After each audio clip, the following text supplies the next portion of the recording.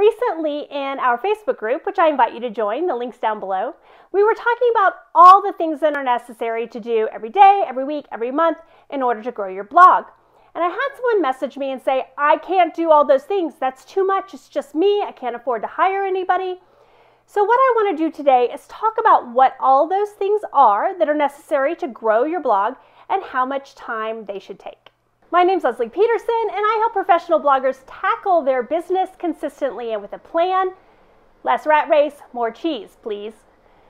So this question was important to me because it came from a friend of mine who has watched my business grow over the years.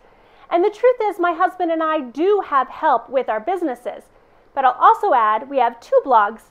We have an email software as a service business, and I have an SEO coaching business, and we homeschool our kids. So yeah, we need the help. But it wasn't always like that. In the early years, when it was just the blog, it was also just me. And what I want to do is talk to you about all the tasks that you should do regularly and how much time it takes for each one, and show you that you can grow your blog in less than 20 hours a week. First up, new content at 24 hours a month. I suggest that if you want to grow your blog, you should add at least one article a week, and I've estimated about 6 hours to write that article. So that could be a little bit less if you know the topic really well, a little bit more if you need to do some research. Included in this time is doing the keyword research, writing an SEO optimized post that's also reader friendly, and then scheduling it on social media, adding it to Pinterest, and shopping it around for backlinks, which are very important key to getting your post recognized by Google. So 24 hours a month. Next up, updating content 18 hours a month. So this is going to really vary from blogger to blogger. I built an estimate based on 400 total articles and taking about 30 minutes to update each one. I hear you. Wait up, Leslie. Did you just say 30 minutes to update an article? Yes. Listen to me closely. If you update your content consistently every year, then each update should take about 30 minutes. If you only update when you're in panic mode, or maybe you think about it and you do 3 and then you stop for a year or 2 and then you do 3 more, then all of those updates are going to feel more like writing a brand new post and take you 5 or 6 hours. But if you do it regularly, consistently, touching every post every year, then an update is only about 30 minutes. Now, some are less and some are more, but they average out to about 30 minutes. In January, I have a course coming out about how to best update all of your posts. It's an entire step-by-step framework. If you want to be notified about that, then just head over to lesliepeterson.com, where you can get our free blog post update checklist. You'll get on our mailing list, and I will let you know about that course coming up. Next up, email marketing, 2 hours a month. So I send a newsletter out every week. It takes me about 30 minutes to do the newsletter. And you might be thinking again, that doesn't sound like very much time. And the truth is, it's not. What makes a big difference for me is that every November, I set aside 2 hours where I plan all the content for every Tuesday for the following year. And that makes a big difference when I'm going to send my newsletter. I know exactly what posts I'm going to be promoting. I know exactly what the topic is. All I have to do is tie that topic into what's going on in my life when I send the letter. So it takes just a little bit of time to send a weekly newsletter, again, if you have a plan in place. Next, MSN promotions, 3 hours a month. I spend about 15 minutes a day pushing my content out to MSN. If you're not familiar with MSN or why we do that, please check out our video on MSN Start. Now, if you're not part of the program, I want you to keep these 3 hours a month in your plan and use them to find backlinks for your existing content. Pinterest, 7 hours a month. When you create a new post, always add a Pinterest pin and add it up into Pinterest. And I keep that time in the creating a new post time frame. But there's also this process of repinning your pins on a consistent basis. So I'll be honest, I haven't done this in maybe a decade. When your best friend owns a Pinterest management service, you use that. So Virtual Powerhouse is the name of the company that I use for Pinterest. I'm going to link to them down below. I want to say one thing though, my ROI with them was immediate. So after they had been running my content for a month, the number of posts that were being seen from Pinterest times my RPM way outweighed how much I was paying Virtual Powerhouse. So I want you to take a look at them and think about saving yourself some time by getting set up with them right away, even if you're not making a lot of money, because your ROI is almost immediate. But anyway, I went ahead and asked them, how much time do you spend on my account? They told me it was about 7 hours a month, repinning content and adding a few new extra pins. So if you're not going to use a firm like Virtual Powerhouse, you probably want to add about 7 hours a month to manage Pinterest.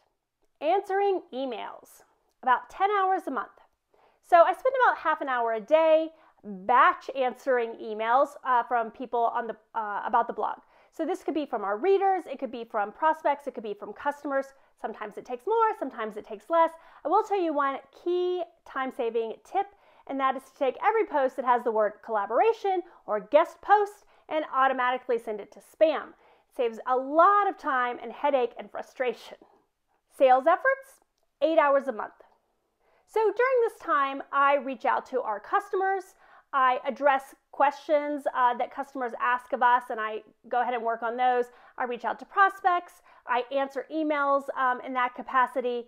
I also send a quarterly B2B email where I tell people what products we're offering, what our last quarter stats were, give them any industry news, and I use templates a lot when I'm responding to people. So if someone writes and says, Leslie, I'm interested in a featured listing. And if you don't know what a featured listing is, we've got a great video on that. But they might write and say, hey, I'm interested in a featured listing. Then what I have is a set of templates that I can respond to them with.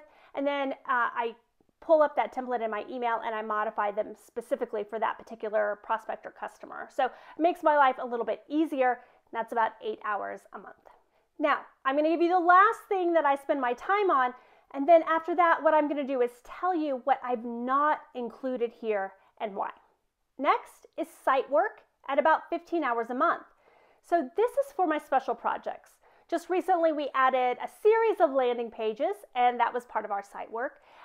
It's also the time I use to check our affiliates to see which ones are performing well, which ones aren't performing well, and manipulate where they appear in the posts. I check out new affiliates. I get rid of affiliates.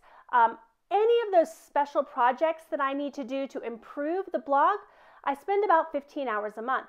Okay, the first thing that's not included in this list is brand work. So if we're hired by a brand to write a post or to go somewhere and visit because we're travel bloggers, to build a directory listing for them, whatever that might be, I did not include that work in this list because that's over and above the 20 hours and I'm getting paid for it. So it's worth it. The next thing that you'll notice is not on this list is social media. I do add our posts into a social scheduler. We use Meet Edgar so that they show up regularly on Facebook. And we do have a Pinterest strategy that I told you about, but we don't post regularly on Instagram and not at all on TikTok. And we don't use YouTube either outside of this, obviously. But the reason is because I haven't seen an ROI for it. So if you see an ROI, if it's part of your money-making business, then by all means keep doing it. If you enjoy it, by all means keep doing it. But it's not part of our business strategy, which is why I didn't add it to the 20 hours a month. Also not included here, accounting.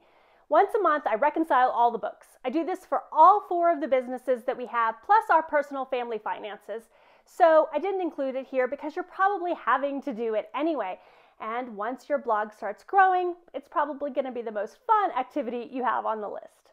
Now, the next thing that I do not have on this list is 2 full days every year where I do planning for the upcoming year.